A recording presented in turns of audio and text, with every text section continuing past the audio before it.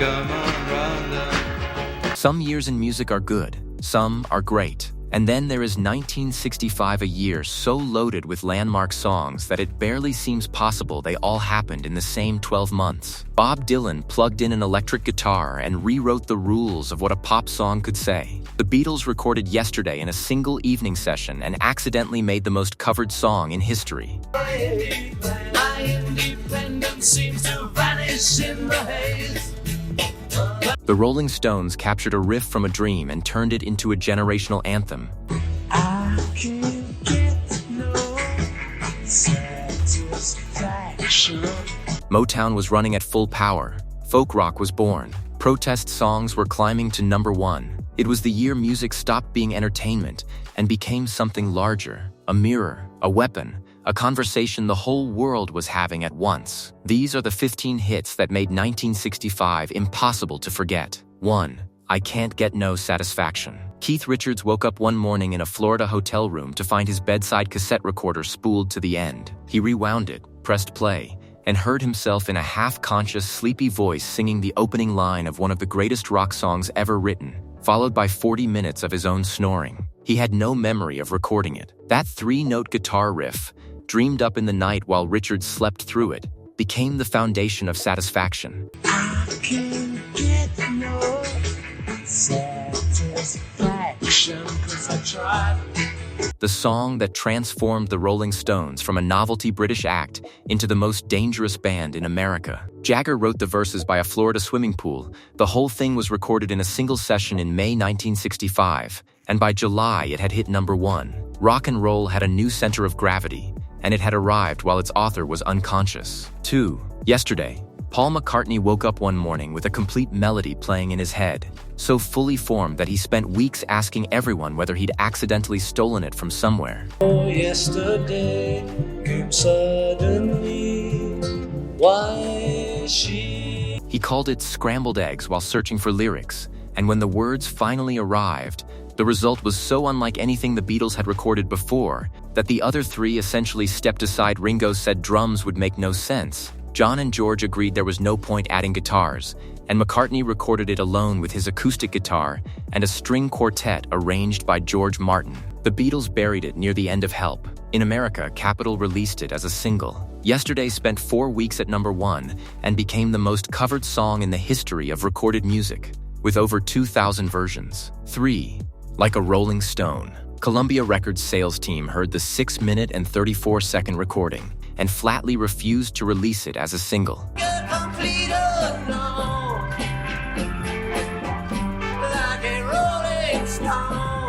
Songs were supposed to be under 3 minutes. This was not a song.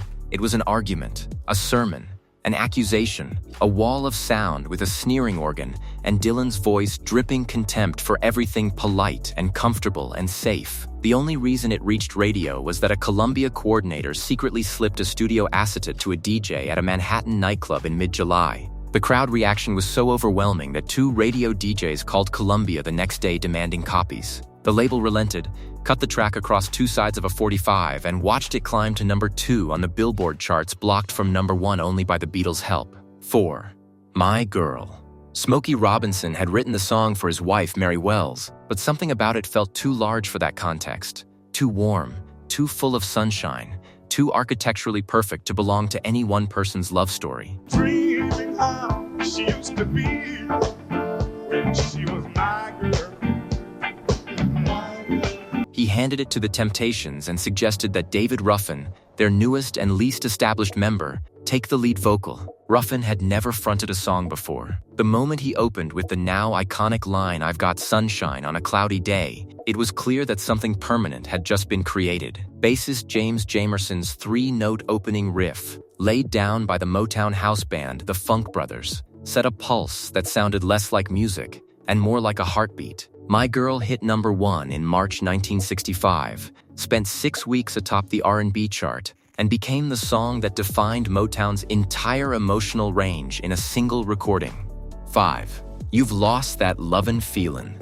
Phil Spector had just signed the Righteous Brothers to his Phillies label and needed a song big enough to justify what he was planning to do with them. He called husband and wife songwriting team Barry Mann and Cynthia Weil and asked them to write it. They were partly inspired by the Four Tops' Baby, I Need Your Loving, and what they produced was a ballad of such orchestral devastation that Spector's wall of sound production had to be rebuilt from scratch to contain it. The finished recording clocked in at 3 minutes and 45 seconds, almost a minute longer than radio standards allowed, so Spector printed a false running time on the label to stop programmers from rejecting it. 6. Downtown. Tony Hatch was a young British songwriter who had visited New York City for the first time and been completely overwhelmed by the energy of Times Square at night. The lights, the noise, the movement, the feeling that every problem dissolved the moment the city swallowed you whole. He wrote Downtown on the flight home. Petula Clark was initially unsure about it. You're alone and life is making you lonely. You can always go downtown. Finding the melody too simple and the premise too slight for a proper single, she recorded it anyway. And when it was released in America in January 1965, it became the first #1 hit of the year, and the first time a British female artist had topped the American pop charts during the rock era. Downtown made Clark an international star and gave an entire generation of lonely, restless teenagers a soundtrack for the daydream of leaving everything behind and disappearing into a city that didn't know their name. 7. Help. John Lennon later admitted that Help was the most honest thing he recorded during the Beatles' years, a genuine cry from a man who was famous beyond all comprehension, unhappy in ways he couldn't explain to anyone, and genuinely asking for help in the only language available to him, which was a pop song in the key of A. The arrangement was so upbeat, and the production so energetic that most listeners heard it as a cheerful British invasion anthem rather than a distress signal. Lennon said in later interviews that he wished they'd recorded it more slowly, more nakedly,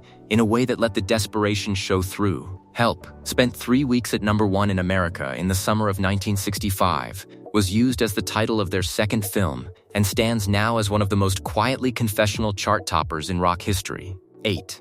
I Can't Help Myself. The Holland Dozier Holland production team at Motown had essentially industrialized the process of making perfect pop singles, writing, producing, and arranging with an efficiency that the rest of the music industry watched with a combination of admiration and mild alarm. I Can't Help Myself was built on a chord progression they had already used for the Supremes' Where Did Our Love Go?, given to Four Tops lead singer Levi Stubbs, whose voice carried a desperate, pleading quality that transformed what could have been a lightweight dance track into something genuinely urgent. Billboard described it as a spirited, fast-paced wailer in the group's unique style. It spent 2 weeks at #1 in June 1965 and was ranked the second biggest single of the entire year. 9. Mr. Tambourine Man. Bob Dylan had written the original as a sprawling folk poem, performed solo with acoustic guitar, and nobody outside his existing audience had taken particular notice. Then, 5 young musicians in Los Angeles took the opening verse, stripped everything else away,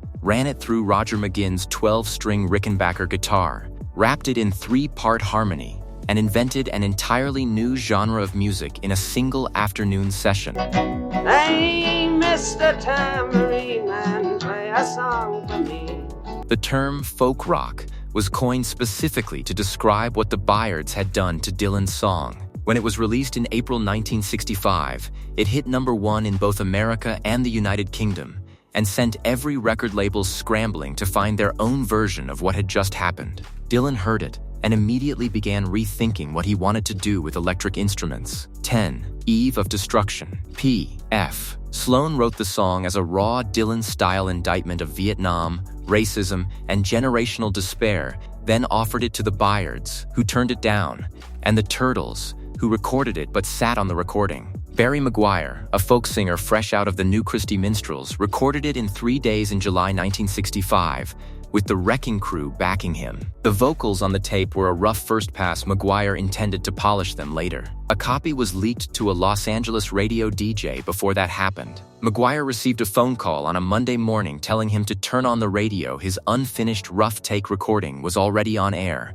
and listeners were calling in. The polished version was never made. Eve of Destruction hit #1 in September 1965 exactly as it was, raw edges and all, and was immediately banned by the BBC and multiple radio stations for being too dangerous. 11. Turn, Turn, Turn. Pete Seeger had taken 3 chapters from the book of Ecclesiastes' ancient wisdom about seasons, time, and the cyclical nature of everything, and set them almost word for word to music in the late 1950s, adding only the title phrase and the final line about peace. Turn, turn, turn.